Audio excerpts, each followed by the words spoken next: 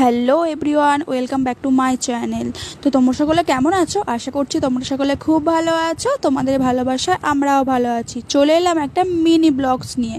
তো বন্ধুরা, এটা কি হচ্ছে বলো তো, আমার জেঠুর জন্মদিন পালন করেছিলাম আমরা।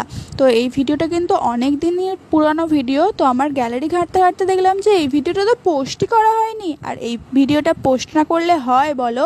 সকলেরই বয়স্ক বেলায় ইচ্ছা থাকে যে তাদের জন্মদিনটা এরকমভাবে কেউ পালন করবে, কিন্তু আমরা বাড়িতে থাকাকালীন কখনোই এগুলো করতে পারিনি।